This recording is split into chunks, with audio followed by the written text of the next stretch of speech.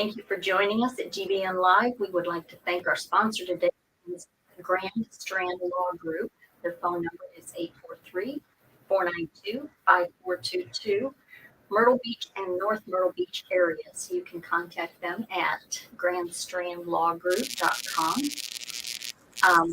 We would like to have you comment and ask any questions. If you would like to go to StreamYard.com/Facebook, you can ask us any questions during the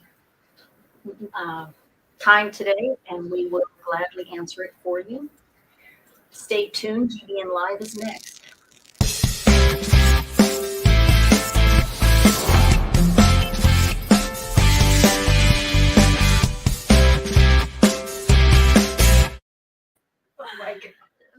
Today our guest is Megan Cooke with Simplified Screening. Megan is in the North Myrtle Beach Chapter of GBN Live. Welcome. We're glad to have you. We'd like to know a little bit about yourself, where you're originally from, a little bit about your family, who you are, anything you'd like to tell us about yourself. Okay. So I am 27. I'm a single mother of a beautiful 2-year-old boy and a 5-year-old pink butt lab. I originally am from Oxford, North Carolina. I lived in La Place, Louisiana for about 10 years. Moved after Hurricane Katrina.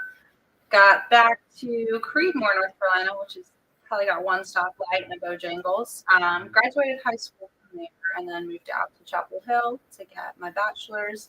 Lived in Virginia for 6 years. Got my master's from Liberty, and then in February moved out here. How do you like it? I love it. There is nothing better. I was in the valley, so it was either a bunch of snow or just really, really cold in the winter. And so, as you see, I do not like winter. I like summer, and being at the beach is just. I don't like winter either, but I've just coming from Colorado. I'm vetoing the winter. It's not going to happen. So. Yes, it will tomorrow, I've heard. So tell us a little bit about Simplified Screening. Who are they? What do they do? What do you enjoy most about it? Okay. So Simplified Screening came from a little thought bubble in the founder's mind. He's really good at ideas, and he likes to make those come to life. So he partnered with a couple people to get it started. Those partnerships didn't work out. Lucky for me, because I got to step into the role that I'm playing. I basically run Simplified. So we are a pre-employment background screening company. We do a plethora of services from criminal record checks to drug tests, employment verifications to motor vehicle records. So our goal ultimately is to partner with local companies and companies across the nation to make sure that they are doing the best they can in their background screening, make sure they know who they're hiring and where to put them in their company. So let's break it down a little bit. Criminal background check. Mm-hmm. How do you do it, and what is it best for the employer for, other than learning that you don't have a criminal in your employment? Yeah, so there's two facets to that. Criminal records, we run them to make sure, obviously, you're placing people in the right areas, and that there aren't any major concerns. Negligent hiring is a huge thing. There are big lawsuits. There are actually lawyers who are employment lawyers who are looking for opportunities in criminal records where, you hired this person and they hurt someone else, and now you're getting sued for that. We like to bring awareness. It's not that you should never hire a convict, because 18 years old, we know we all made mistakes. That person got high one day, got caught. So we're not saying that you shouldn't hire criminals or you shouldn't hire ex-convicts. There's actually a lot of programs working with ex-convicts to get them employed and reduce recidivism. We always check court records. So lucky for us, automation has been a really key factor in getting turnaround time down. About 85% of our records are automated through the court. So our system speaks to the court and we get those back fairly quickly. If there is a record, we have people go out to those courts, pull the file, read through the file, make sure it is who they say they are. And so it's not John Doe with birthday 1989. And we have John Doe with birthday 79. We're actually looking at those records to make sure we're reporting correctly. So is there a specific database you look for, or do you go straight to the court? Because if you go straight to the court, which court? So how do you go about?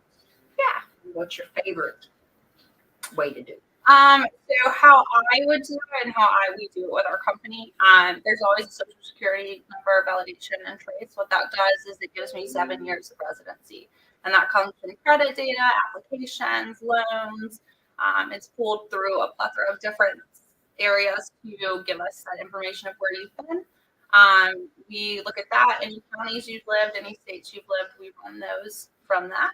And then we use our national criminal database search, which is not valid. So any databases are not valid information. They're not up to date typically.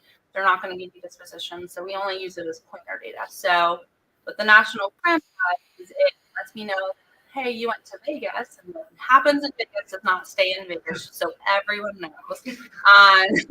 But you punch someone in the face, you got an assault charge, you said no one's ever going to know. In Vegas, I was drunk. Well, I will see, this person is this person. They were in Vegas. So any vacations, if you have family in places that you don't live, if there are counties around where you live that you tend to speed more in, that gives me that information to follow up in a court. So the court is the most localized, and that's what we like to use. There are states like North Carolina, New York, Wisconsin, Washington, they have a unified court system. So that makes my life a whole lot easier because instead of running each county, every county has to report to the state. And so we can run a state search, and that gives me all 216 counties versus having to check each individual one. So with standard industry for background checks and stuff, time frame. Is there a time frame? What if they are filling out their application and they omit a place where they've lived because they know they did something there? How do you find those? Mm-hmm. So that's where that social security trace comes into play. Social security number is very unique to people. Mm-hmm. So we can validate it, and then we can say, oh, they've actually lived in all these places. And so that gives me that little piece. For the other part of that, remind me what did you ask specifically? Time frame. Mm-hmm. 7 years. So we follow a 7 year for any convictions, and then we report pending. Pending is just, hey, they've been arrested. There is no disposition. You really can't make a decision off of that, but we can follow up in future court dates to see how that goes. But convictions are super important, and the FCRA states go by 7 years, but we just stick to the 7 years. So if you committed something before the 7 years? So it depends. I know there are states that we follow because you have to. So like California, 7 years is all you can report. It's a 7 year state. There's nothing I can do to exclude that information. If it's South Carolina, it's not a 7 year state, then I can report a conviction for however long. So if we have a felony assault or a felony armed robbery, then we can't report that. We like to say, those for instances, if it's 10 years, they've had 3 jobs, check with their employers. We talk a little bit about employment verifications, but check with their employers between the time, because if they've rehabbed in that, then why penalize them for something they've done 10 years ago? Yeah. So what is a successful criminal record? Well, there's no such thing as a successful criminal record and definition. How I would look at a successful criminal record is we are following all federal, local, state laws. My client is happy with the product I'm providing them. We're doing it in a time efficient manner, and we're making sure it's as accurate as possible. If you look up successful background check, you probably won't get an answer. So that's how I would like to define it. We're doing it as quickly as possible, as efficiently as possible, and effective and accurate. Have you ever run a background check for fun? Like you've met somebody and you want to know? Yeah, not allowed. No. So unless I want to admit to breaking federal law on a camera, which I don't, the FCRA, you have to have authorization consent from whoever you're running a background check on. So when I do my background checks, you get an email, you fill out this information that says, hey, I know you're running a background check. Hey, I'm authorizing that. And then you sign any disclosures for the state levels. Okay. Well, something I wouldn't have thought of is, what about an education verification? How can you do that? So we do education verifications. Typically, we partner with the student clearinghouse or we'll call registrar. Really important because it allows you to make sure that the education that you're looking for is actually valid. I don't know if you've been looking through the internet for different colleges that give you pseudo diplomas or pseudo colleges. There are a lot of them you can pay for a diploma that comes from University of North Carolina, Chapel Hill, but it's in New York. And so checking that to make sure it's from an accredited school and that it's accurate is important to make sure that you are getting valid information. That's smart. So what about employment verifications? What do you look for? So employment verifications on two sides. DOT requires, we're not going to require it in January, which is kind of nice, but they require different questions to make sure that there are no violations of alcohol or drug testing. But what you're really looking for in employment verification is their character. How hard were they working? Did they actually work at the place that they listed? Because about 78% of people or applicants, they will give extra information or they'll hide something like we talked about with they lived in this county, they're not going to tell you. Same thing, if you had a bad employer, a lot of times they're not going to list what happened or what went wrong or that they were hired. So we kind of get to see if they're eligible for rehire, what their character is like, were they hardworking, and will they fit in your company? So right now we're going to go to a break. After we come back, we will go in more detail. So stay tuned and we will see you shortly. Hi, I'm Justice Ann. I've been a canine liaison at Grand Strand Law Group for, 30 years? What's that? You don't believe me? I meant 30 dog years, of course. First rule of lawyering, read the fine print. Anywho, my humans at Grand Strand Law Group have a combined 20 years experience. I know, not as much as me, but that's in people years. So yeah, still pretty impressive. Real estate, estate planning, or probate, you need GSLG. Grand Strand Law Group. Trust us, we have a dog.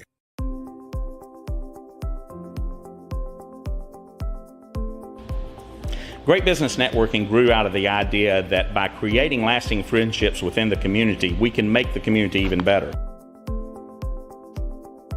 I was looking to network with professionals and to be able to refer my clients to somebody that I trust.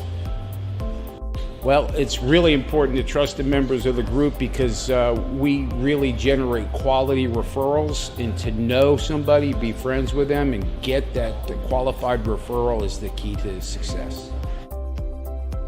It is networking, but it doesn't feel like networking, and that is important to me. I come to the meetings, I have fun, I make great connections, and I help grow my business.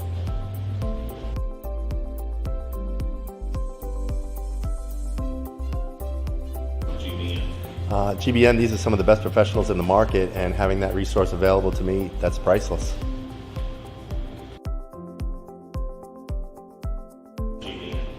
Well, GBN is a network of business professionals that build long-lasting friendships that will not only grow my business, will grow yours as well. That's what referral marketing is all about. GBN really is the most important marketing for your business. Check us out today.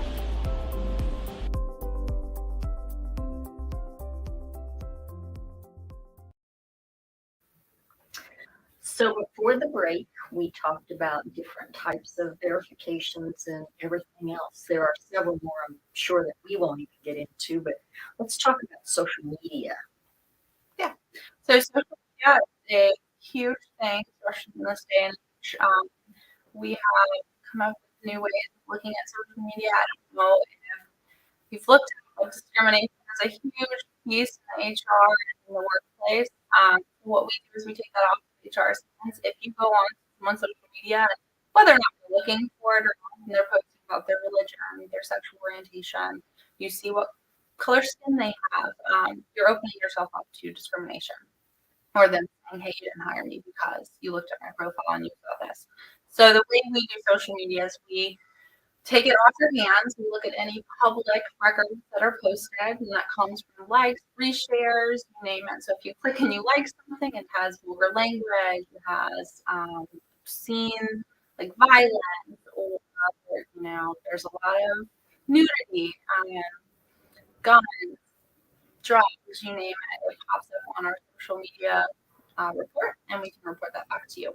What that does is it reduces that chance of discrimination. Now you're just seeing where things are flagged, and you're able to look through and say, okay, well, this person posts a lot about violence. They're not going to fit in the culture of our workplace, as we are a non-violent type workplace. So when you look at social media, do you look for like keywords, and do they do that, or do you just look through everything? Yeah, so we pull their any of their profiles from the email that we obtain, and then we look at, you can put keywords in there if you like. If you have specific keywords that you're looking for, whether it be political, you're looking for, I don't know, marijuana, right? We can pull those up. Typically, we have about 10 that are just normalized. We're talking about the violence, the drugs, sex, nudity, all that stuff, and we can pull those and report it. So if you have very specific language that you're like, this will not fit in my culture, we can put that in there as well. So how do motor vehicle screenings go into effect for anything? Motor vehicle records are really important. I say this a lot with general contractors, landscapers. If you have someone you're putting in your vehicles, it's really important to be checking their driving record for a multitude of reasons. You can get insurance reductions and discounts for having motor vehicle records checked if you have people in your vehicles. 2, you don't want to be negligent. Again, putting someone in your vehicle that has a history of DUIs or crashes, wrecks, you may name it. One, your insurance premium is going to hit the roof, but also you could potentially come into a problem if they run into someone, hurt someone. Now you have a liability in your hands. So we like to do them. We do them DOT-wise. So DOT regulates that you have to do motor vehicle records, and we also do continuous monitoring. So if you have people in your vehicles and you want to check within 30 days, we're updated on if they've been in a crash, if they've been in a wreck, and we can apply education to that, so remediation. So if they have speeding and you keep seeing that they're speeding, you can pull them out for a day, give them some education on that, and then get them back in the car. Or you can pull them completely if they're doing something they really shouldn't be doing. So it reduces risk. So have you ever worked with a bounty hunter or a private investigator?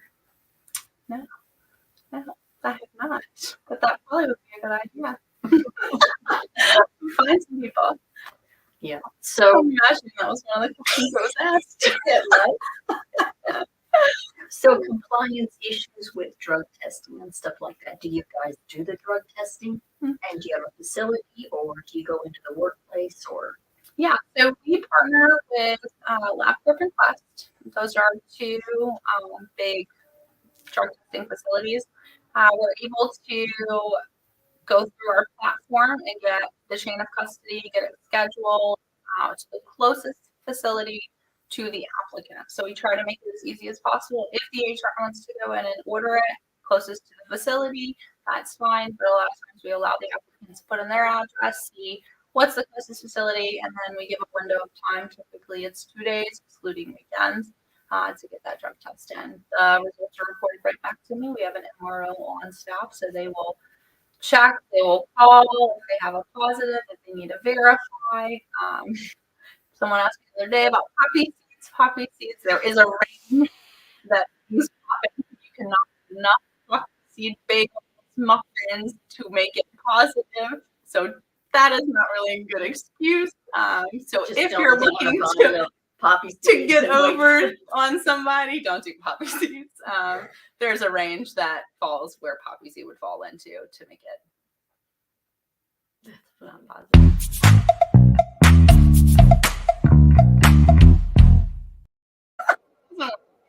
So we've got some questions for you. Little rapid fire questions. Okay. What was your first job? Sonic. And yes, I did wear the rollerblades. It was terrible. I thought I was going to 44 ounces this morning. Love Sonic. But I'm a Cook. So we just leave it at that. So are you a night owl or an early bird? Oh, I'm really weird. You have to be with the kid. I do. Yeah. Cat or dog person? Dog. I know you said you had a dog, but She's a pain in the butt, and I love her. But no more dogs after this. But I love dogs like other people's dogs, so I don't have to deal with them. I was going to say they kind of keep you from being free and going places and doing things. They do all I thought the we have to things, come too. and take care of the dog. I'm really a cow person. Like if someone wants to get me a cow for Christmas, I'm good for So it. you ever gone cow tipping? No. I'm kidding. You know, Texas, so. Dark or milk chocolate? Dark. Okay. Favorite color? Blue. Favorite word or phrase? Onomatopoeia. Favorite movie? The Green Mile. Favorite song? Girls just want to have fun. Do you have a favorite vacation spot? The mountains. Or Asheville. Or I wish I could go there. Cool. I wish I could go a lot. I want to go to Africa. Mhm. I want to go like hang out with the lions in the safari. Probably want to pet a lion, but I don't know if that could I should happen. talk to my daughter. Okay. I will She, do that. she went to she got to do a bunch of that stuff. Favorite mobile app? GBN, and I love me some Instagram. Yeah. Now that's one thing I have not done too much on. It has all my little I like fitness stuff, so I'm always scrolling through all the fitness stuff and the funny videos. Those get me. I'll be on there for hours just watching this. You can get lost in them. Mhm. Yeah. So what happens if an applicant feels like the information is inaccurate? Is there something they can do, something they can prove that it wasn't them, or does that happen? It does happen. So while we like to think courts are always up to date, they're not always up to date. And they're definitely, it's still people mandated, right? People have to input stuff, they have to remove stuff. And if you fought a battle and you've gotten something dismissed, it may not be updated yet. So I may get something different than what you're seeing. If that's the case, if there is an inaccuracy in your report, I can send out the consumer report. So anytime I report anything that's adverse or could be seen as adverse, so anytime I see a flag on our records, we're sending out a notification that says, hey, just so you know, we're reporting this to your employer. And then we send a consumer copy so they can review. If they review, say this isn't me, we have on our website, which is www.simplified-screening.com, there's a dispute button. You can download those forms, send them right over to myself, and then I will look through it. If there's something with the court that I can't, I obviously will do a further investigation. We'll get the applicant on the phone. We'll call the court because they will need them, and we'll try to get that figured out. If the court says, no, this is the person and this is what they have, then I can't do anything further. But a lot of times we'll find that, okay, yeah, I see that this went to court last week. We haven't inputted it. And so we can kind of remove that information, resend a report to the employer, and then. So it doesn't necessarily mean they didn't do it, but it should be reported. So we have things, I always report reportable things. If someone went to court on an assault charge, but it was dismissed, well, there was not enough evidence to prove that they were guilty or they were not guilty. So we don't report places where you may have been charged for something and it's been dismissed in court because clearly that you are not guilty of that. So if an employer wants to contact you, how would they get started? I mean, what, say there's an employer looking out right now and they're thinking, man, you would help my business because then I would reduce my liability on people that are contacted by them and stuff. How would they find you and how would they get started? Well, they can find me on any social media platform. First name Megan, last name Cooke with an E. If not, my phone number is 540-355-6592. I'm not afraid to say that because I have people call me from California. You can give me a call. I'll walk you through so I consult with you. What are you currently doing? Who are you running them through? What do you think is coming from this package? Here's what I would do. And then we talk about pricing. I run through a demo of our platform. It's a really cool, nifty platform. Everything's included in there. So it's like a one-stop shop.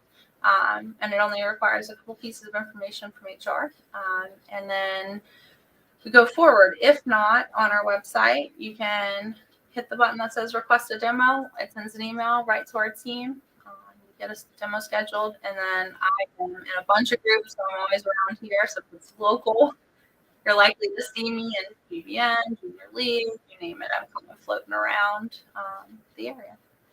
Well, thank you so much for coming and informing us of what you do and some of the fun stuff that you get to do. Oh, yeah. It's always fun. So if you'd like to get a hold of Megan Cooke, again, she just said it, but her phone number is 540-355-6592, and it's simplified-screening.com. So before we go, tell us why referral marketing is so important to you and your business. Yeah. So I am a massive people person. I love people. And I've learned that in order to meet new people, get new people in my network, I have to refer, and I have to get referrals, because I may know you and you may know Bob, but I don't know Bob, right? And that's how that works. And I think the best part about referral networking is more. You know Bob. You know what he likes, what he dislikes, why he cares about his company. And for me, that's super important, because you can tell me, hey, this is Bob. Bob started his business 30 years ago. He wants to transfer it down to his kids. It's really important you keep this client safe.